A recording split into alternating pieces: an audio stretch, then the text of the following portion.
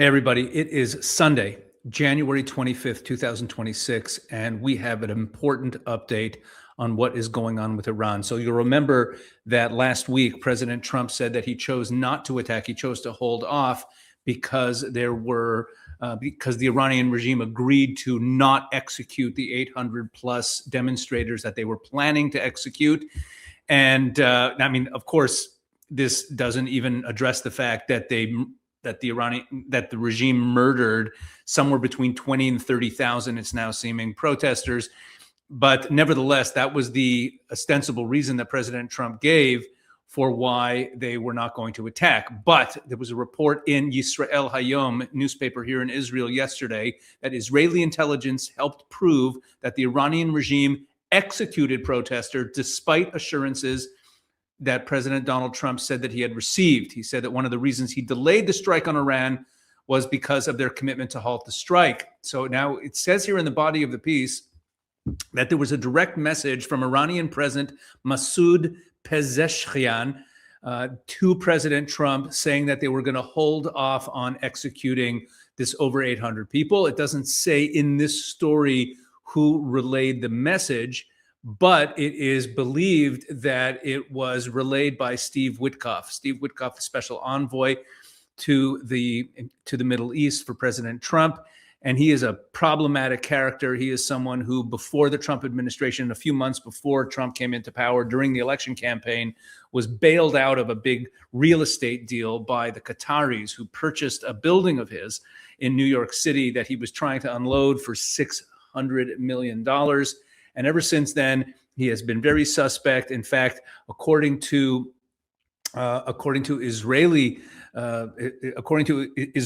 who were involved in the negotiations with him on the Gaza situation, the Israelis really feel that he's just parroting whatever the positions are of the Qataris. But let's get back into this story about the smoking gun information. So Israeli intelligence provided this information to President Trump, saying that there's unequivocal evidence that many protesters were actually executed. And it also says in this story that there is a dispute going on within the Trump administration now about whether or not to attack.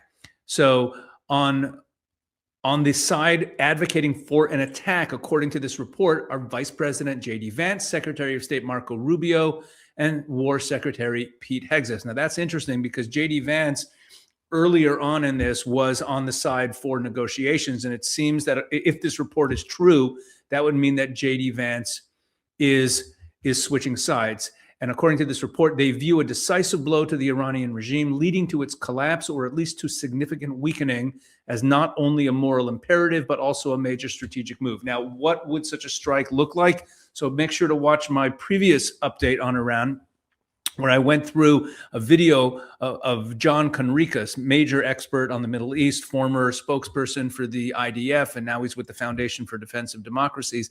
And he explains there what such strikes on regime targets that could actually cripple the regime or bring it down might look like. Now, beyond Israel, it says here, supporters of an attack include the United Arab Emirates, parts of Europe, including Britain.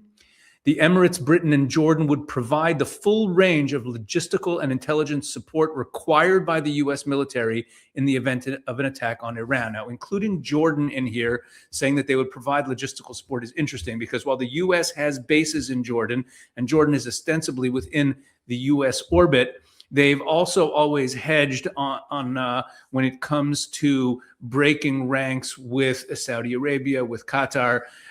They have peace with Israel, but they're not part of the Abraham Accords. They're kind of an interesting country in that respect. Their population is much more radicalized, much more jihadist than the administration is. Although we should also add that the Jordanians were shooting down missiles being fired at Israel during the 12-day war. Now, Danny Zaken also reported, and this he reported today, that according to intelligence that reached Israel and intelligence agencies in other countries, the death toll from the suppression of protests in Iran stands at around 20,000. The overwhelming majority were protesters and civilians, and there were also several hundred members of the Iranian security forces who were killed. And it says here that among the dead were hundreds who were executed by firing squad or hanging, mostly without trial. So what this means is that the attacks were as bad as could be expected. Now, according to one testimony that reached Israel during a protest in the city of Mossad, regime security forces advanced in a line toward a group of hundreds of protesters and just opened fire directly at them. A testimony says that several regime personnel carried out confirmation kills on wounded protesters lying on the ground, meaning after they had shot them and they were lying on the ground wounded, they went over to confirm that they were dead and made sure that they were killed. Numerous accounts also describe regime forces entering hospitals and clinics and dragging out wounded protesters who had sought treatment. In some cases, the wounded were abducted. In others, they were shot outside hospital buildings. And according to some testimonies, doctors and medical staff were also shot when they tried to prevent the abduction of the wounded. So what this really means is that it is all as bad as we could have possibly expected. An Israeli official said there's no certainty that this information will lead President Trump to decide on a military strike, but it is clear that the administration will not be able to stand by, especially in light of President Trump's promises to support the protesters. Now, Amit Segal, maybe the most respected journalist in Israel, put in his newsletter today that dozens of cargo jets have been in and out of the region, likely dropping off missile defense systems. These are American cargo jets, dropping off missile defense systems to prepare for an Iranian response. Meanwhile, refueling planes and fighter jets have been transferred to the Middle East under U.S. Central Command. And the Abraham Lincoln aircraft carrier strike group is on its way and expected to arrive between today and Wednesday. I already mentioned this in one of my earlier updates, that it was on its way. It had already reached the Arabian Sea, and now it's moving much closer to Iran. And a former Israeli Air Force commander estimated that the firepower currently deployed by the U.S. in the region, in the area around Iran, is roughly equivalent to the entire Israeli Air Force. So this means that it looks like we are getting ready for an attack. I should also mention that Bradley Cooper, head of U.S. Central Command, arrived in Israel for meetings regarding coordination with the IDF. He is in Israel today. So think about this. CENTCOM, U.S. Central Command head General Bradley Cooper is in Israel today. The Lincoln aircraft carrier is moving rapidly towards Iran. President Trump now has confirmed information that he was lied to and that the executions were carried out, and that we're talking a healthy 5 figures, 20 to 30,000 protesters were murdered by the regime after President Trump warned them about that. And I mentioned that maybe the delay in the attack really had to do with the fact that the Qataris and the Saudis were telling President Trump that the Americans could not use their airspace or the assets in their countries. Now, today, this is a bombshell.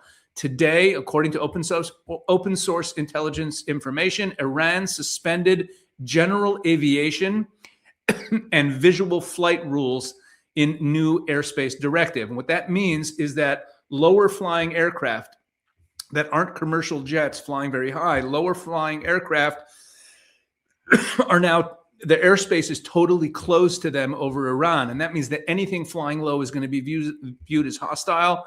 And this is a sign of Iran tightening things up, getting ready for potential drone strikes or other strikes coming at them. So the closing of VFR flights in a new airspace directive over Iran happened today. Look, let's just sum this up. The Iranian regime did execute hundreds and hundreds of protesters. They also who were arrested, who were taken into custody. They also murdered tens of thousands of protesters in the streets, including going into hospitals. They committed these atrocities. President Trump has now been made aware of this. Meanwhile, U.S. military assets are converging around Iran. Head of Central Command, General Bradley Cooper, in Israel today, meeting with the Israelis. This is all coming to a head. But there are still people around President Trump, like Steve Witkoff, like his son-in-law, like Trump's son-in-law Jared Kushner, who are still pressuring President Trump not to attack and to go to negotiations. This, in my humble opinion, would be an absolute disaster. We have learned the lesson way too many times that throwing a lifeline to evil regimes through negotiations, this goes all the way back to Chamberlain and Hitler. If you look back in 1938 and what took place there before the invasion of Czechoslovakia, this is a mistake. The regime has never been weaker. We could have a world without an Iranian regime if President Trump moves forward with strikes against the regime. And we are watching this situation very, very closely. Folks, things are coming to a head. Watch this space. Make sure to keep following our updates. Please like and share and subscribe. And please check out all the content we're putting up at the Israel 365 YouTube channel. God bless.